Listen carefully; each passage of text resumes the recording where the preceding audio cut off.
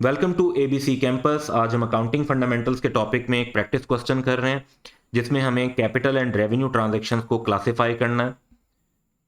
तो क्वेश्चन ये है कि classify the following transactions as either capital और रेवेन्यू, और हमारे पास टोटल 16 आइटम्स हैं जिनको हमने इवेल्युएट करना है कि वो रेवेन्यू ट्रांजैक्शंस हैं या कैपिटल ट्रांजैक्शंस हैं। तो पहला आइटम हमारे पास है व्हीकल ए का इंजन रिपेयर किया। अच्छा, इसमें यह बात आपने ध्यान में रखनी है कि कैपिटल ट्रांजैक्शंस वो होती हैं जो लॉन्ग टर्म नेचर की होती हैं। इसी तरह कैपिटल एक्सपेंडिचर वो होता है जिसमें लॉन्ग टर्म एसेट्स को एक्वायर या इंप्रूव किया जाता है, और इनके अलावा जो होते हैं वो रेवेन्यू आइटम्स होते हैं। तो व्हीकल ए का इंजन रिपेयर किया है, ये क्योंकि रिपेयर करने से एसेट एक्वायर नहीं हो रहा, एसेट इंप्रूव नहीं हो रहा, रिपेयर से एसेट सिर्फ मेंटेन हो रहा है, तो इस वजह से ये एक रेवेन्यू एक्सपेंडिचर होगा। फिर दूसरा आइटम है vehicle be engine is replaced. तो नया आपके पास इंजन आ गया, पुराना इंजन आपने दे दिया, सेल कर दिया, और नया इंजन आप लेकर आए हैं, ये कैपिटल एक्सपेंडिचर होगा। अच्छा, अब इन दोनों आइटम्स को जरा फर्दर डिस्कस करते हैं। देखें, रिपेयर करने से क्या होता है?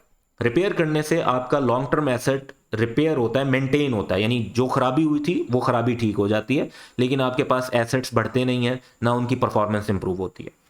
रिप्लेस करने से क्या होता है? रिप्लेस करने से ये होता है कि आपके पास एक पुराना जो एसेट है वो चला जाता है और एक नया एसेट आता है। नया एसेट जो है वो अमूमन ज़्यादा कैपेसिटी वाला होगा, नए मॉडल का होगा, अपग्रेडेड होगा, इम्प्रूव्ड होगा, जिसका मतलब है कि आपके इंप्रूवमेंट हो रही है लॉन्ग टर्म एसेट्स में, और इस वजह से ये कैपिटल एक्सपेंडिचर बनना चाहिए। तीसरा आइटम फिर देखते हैं, loan borrowed from bank for 5 years. अब ये पैसे रिसीव हुए हैं लेकिन 5 साल के लिए हुए हैं, तो इसका मतलब है लॉन्ग टर्म नेचर के हैं, तो ये कैपिटल रिसीट कहलाएगी। अच्छा, एक और आइटम देखते हैं, इंटरेस्ट पेड ऑन लोन। अब आपने लोन लिया तो बैंक को इंटरेस्ट भी देना पड़ेगा। अब इंटरेस्ट तो हर मंथली, क्वार्टरली, हाफ ईयरली या एनुअल बेसिस पर पे हो रहा होता है, तो ये एक लॉन्ग टर्म नेचर का आइटम नहीं होता। इंटरेस्ट की जो पेमेंट है ये आपका रेवेन्यू एक्सपेंडिचर होगा। अब यहां पर 3 और 4 को जरा नोटिस करते हैं। देखें, इंटरेस्ट लोन से ही रिलेट करता है, लेकिन लोन जो है वो इटसेल्फ कैपिटल रिसीट है क्योंकि वो लॉन्ग टर्म के लिए है। इंटरेस्ट क्योंकि आप हर साल में या मंथली या क्वार्टरली बेसिस पर पे कर रहे होते हैं, तो वो शॉर्ट टर्म नेचर का होता है, इसलिए वो रेवेन्यू एक्सपेंडिचर है। आइटम नंबर 5 देखते हैं, कैश रिसीव फ्रॉम कस्टमर। अच्छा, कस्टमर से पैसे रिसीव हुए, एक तो ये रिसीट होगी, और कस्टमर से पैसे तो हम रूटीन बिजनेस के अंदर रिसीव कर रहे होते हैं, तो ये रेवेन्यू रिसीट कहलाएगी, क्योंकि जो रूटीन बिजनेस के अंदर हमें पैसे मिल रहे होते हैं वो रेवेन्यू रिसीट, जो लॉन्ग टर्म नेचर में पैसे मिल रहे होते हैं वो कैपिटल रिसीट होते हैं। Cash paid to employees for their wages, ये क्योंकि रूटीन बिजनेस के अंदर हम वेजेस पे कर रहे होते हैं, तो ये हमारा रेवेन्यू एक्सपेंडिचर होगा। आइटम नंबर 7 है कि wages paid by building contractor to his own staff for construction of an office room, ये कैपिटल एक्सपेंडिचर होगा। अब वंस अगेन 6 और 7 को कंपेयर करते हैं तो इसमें कुछ बातें कॉमन है, यानी 6 के अंदर भी वेजेस का जिक्र है और 7 के अंदर भी वेजेस का जिक्र है। जब दोनों वेजेस हैं तो दोनों का आंसर क्यों डिफरेंट है? आंसर इसलिए डिफरेंट है कि किस पर्पस के लिए एक्सपेंडिचर हो रहा है वो भी डिटरमिन करता है कि आप उस पर्पस को कैसे क्लासिफाई करेंगे। यहां पर जो इंप्लॉइज को वेजेस दी जा रही हैं तो उनसे तो हम रूटीन में सर्विसेज लेते रहते हैं, ये तो रूटीन ऑपरेशन का हिस्सा है, इसलिए ये रेवेन्यू एक्सपेंडिचर है। जबकि वेजेस जब कंस्ट्रक्शन ऑफ ऑफिस रूम के लिए दी जा रही हैं तो office room long term asset है, लॉन्ग टर्म एसेट को एक्वायर या इंप्रूव करने के लिए जो चीज होती है वो कैपिटल एक्सपेंडिचर होती है। तो दोनों जगह वेजेस हैं, लेकिन क्योंकि उनका पर्पस डिफरेंट है इस वजह से उनकी जो ट्रांजैक्शन के तौर पे क्लासिफिकेशन है वो भी डिफरेंट होगी। 8 पॉइंट है purchase of machinery for use in the business.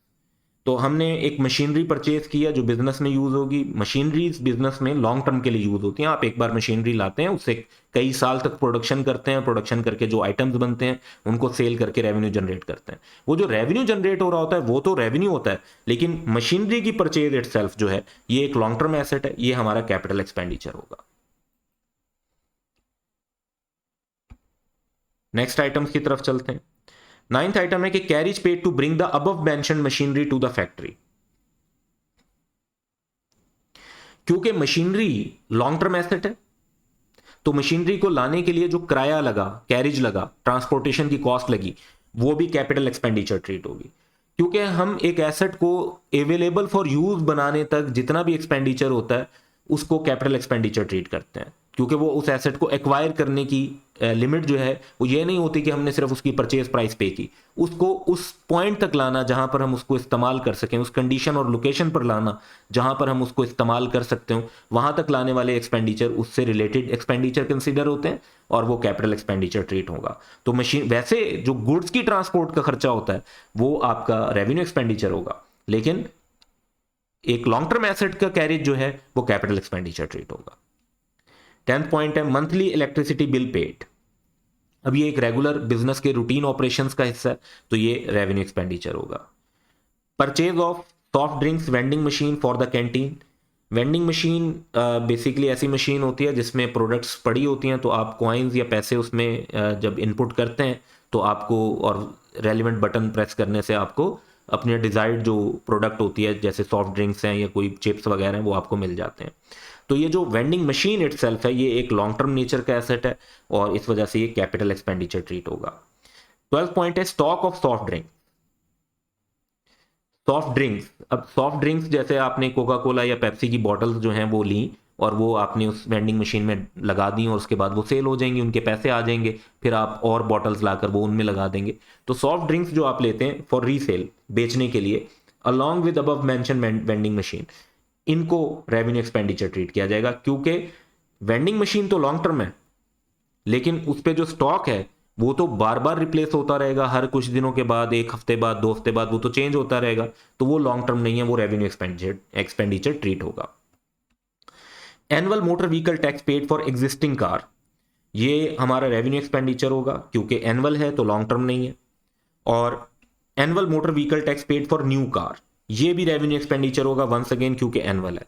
यहां पर ये देखें, चाहे कार एग्जिस्टिंग थी चाहे कार न्यू थी, इस पर फर्क नहीं पड़ा। इसलिए फर्क नहीं पड़ा कि दोनों जो टैक्सेस हैं वो एनुअल हैं, वो लॉन्ग टर्म है ही नहीं। तो ये जो टैक्सेस पे हो रहे हैं ये लॉन्ग टर्म है ही नहीं, एनुअल कॉस्ट है, तो ऐसी कॉस्ट जो है वो कैपिटल एक्सपेंडिचर ट्रीट नहीं होती। Cost of alteration in office van to increase carrying capacity, अगर आपकी गाड़ी की कैपेसिटी इंक्रीज हो जाए तो इसका मतलब है कि आपका लॉन्ग टर्म एसेट इंप्रूव हो गया है और ये कैपिटल एक्सपेंडिचर, क्योंकि acquisition and improvement of long term asset is capital expenditure. Last point है small but expensive alteration to manufacturing machine which increase the output of that machine by 15%। Once again जब आपका output increase हुआ तो इसका मतलब है कि improvement आ गई। तो acquisition and improvement of long term asset, और एसेट भी लॉन्ग टर्म है, मैन्युफैक्चरिंग मशीन है, manufacturing machine long term asset, output increase हो गया बाय 15%, तो उसकी इंप्रूवमेंट आ गई उसके अंदर, तो ये चीज़ भी कैपिटल एक्सपेंडिचर होगी। तो हमें इसी तरह की एग्जांपल्स जो है वो सोचनी चाहिए कि क्या क्या चीज़ एक बिजनेस में जो ट्रांजैक्शंस हो रही होती हैं उनमें से कौन सी ट्रांजैक्शंस ऐसी हैं जो लॉन्ग टर्म नेचर की हैं और कौन सी ऐसी हैं जो लॉन्ग टर्म नेचर की नहीं है, ताकि हम उन्हें कैपिटल और रेवेन्यू एक्सपेंडिचर के तौर पर क्लासिफाई कर सकें। और यही कॉन्सेप्ट आगे जाकर बहुत एडवांस्ड अकाउंटिंग के अंदर भी काफ़ी यूज़ होता है, जहाँ पे हमें देखना होता है कि किस चीज़ को हमने एसेट ट्रीट करना है और किस चीज़ को एक्सपेंस ट्रीट करना है। That's all for today, have a good day.